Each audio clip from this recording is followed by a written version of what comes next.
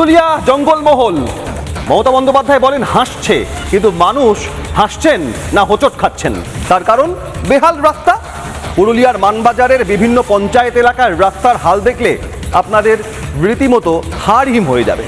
দেখুন, এই এলাকার যিনি বিধায়িকা রয়েছেন তথা রাজ্যের দুইবারের মন্ত্রী, এবার চতুর্থবারের তৃণমূলের প্রার্থী, আর সেই প্রার্থীর বিরুদ্ধে ক্ষোভ রয়েছে এলাকার মানুষজনের। কারণ এখানে কোনো উন্নয়নের ছোঁয়া পৌঁছায়নি, যার কারণে বঞ্চিত হচ্ছেন এই এলাকার মানুষজন স্বাভাবিক যে পরিষেবা থেকে, সেইটাও কিন্তু তারা জানাচ্ছেন।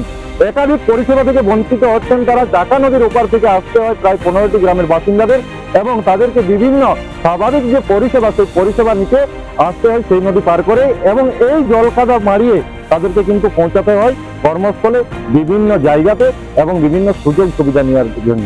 যেখানে উন্নয়নের ভুরি ভুরি প্রচার, সেখানে উন্নয়ন কোথায় প্রশ্ন তুলছেন এই এলাকার মানুষজন। কবে স্বাভাবিক পরিস্থিতি ফিরে পাবে তারা, সেটাও কিন্তু দেখার বিষয়। ঘরে জল ঢুকে তো গরু বাছুর পারে নাই, তো এমনি যে কোনো জিনিস ইহা হলে কেউ এসে পড়িয়ে যাচ্ছে, কেউ ইহা আছে, যে যেমন আছে। আপনি তো মন্ত্রীর বাড়ি, কি করেন উনি?